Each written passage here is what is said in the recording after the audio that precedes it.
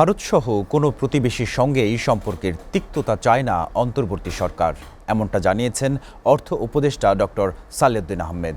সচিবালয়ে সরকারি ক্রয় সংক্রান্ত উপদেষ্টা পরিষদের বৈঠক শেষে অর্থ উপদেষ্টা জানান, ভারতের সঙ্গে বিদ্যমান সম্পর্কে টানাপোড়েন কমাতে চেষ্টা চালাচ্ছেন প্রধান উপদেষ্টা ডক্টর মোহাম্মদ ইউনুস। প্রতিবেদন আশিকুল আলমের। সচিবালয়ে সরকারি ক্রয় সংক্রান্ত উপদেষ্টা পরিষদ কমিটির সঙ্গে বৈঠক করেন অর্থ উপদেষ্টা ডক্টর সালেউদ্দিন আহমেদ। বৈঠক শেষে অর্থ উপদেষ্টা জানান, দেশের স্বার্থে বাণিজ্য ও রাজনীতিকে আলাদা করে দেখতে হবে। প্রতিবেশী দেশ হিসেবে ভারতের সঙ্গে সুসম্পর্ককে গুরুত্ব দেয় সরকার। আমরা দুই দেশের মধ্যে যদি কোনো তিক্ততা না হয়, এই যে বাইরে থেকে যেই করে থাকে, আমরা চাচ্ছি না এটা দুইটা দেশে অ্যাপারেন্টলি কোনো তো ঝামেলা নাই আমাদের সাথে। পলিটিক্যালি শুধু খুব ঝামেলা তা তো না, ওরা তো একেবারে আমাদের পলিটিক্স একেবারে ইন্টারফেয়ার করে। সেই জন্য তো ভারত একটা বড় নেইবার।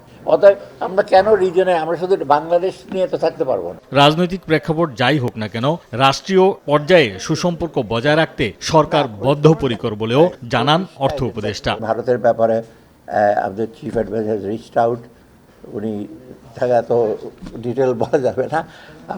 আমি কথা বলেছি নিজে বা ভারতের হাই কমিশনার রিয়াজ আহমেদুল্লাহ, আমি তো চিনি ওকে। সে বললেন, না স্যার, আমরা উই আর ট্রাইং হার্ড। মানে বাইরে আপনারা যত শুনেন কি হয়ে যাচ্ছে হয়েছে, কিছু কিছু তো বক্তব্য আসে, এগুলো তো আমরা কন্ট্রোল করতে পারবো না। আমরা কিন্তু আটমোস্ট চেষ্টা করছি, সেই জন্যই কিন্তু আমরা কিন্তু এটা কিন্তু কোনো আমলে নেই যে ভারতে কি হচ্ছে, চাল আনবো কেন। অন্তর্বর্তী সরকারের উপদেষ্টা পরিষদে কোনো পরিবর্তন হচ্ছে না জানিয়ে অর্থ উপদেষ্টা জানান, ভারত থেকে 50,000 টন চাল ও মরক্কো থেকে 90,000 টন সার আমদানি করছে সরকার। এছাড়া দেশে 19টি বিদ্যুৎ সাব স্টেশন করার কথাও জানান অর্থ উপদেষ্টা। বলেন, নতুন বছরে শিক্ষার্থীরা সঠিক সময়েই পাঠ্যপুস্তক পাবে। অফসেটে তো আগেকার মতো তো সে চেঞ্জ করতে হয় না, এখন খুব কুইক হয়ে যায়। Ashikul Alam, SA TV, Dhaka.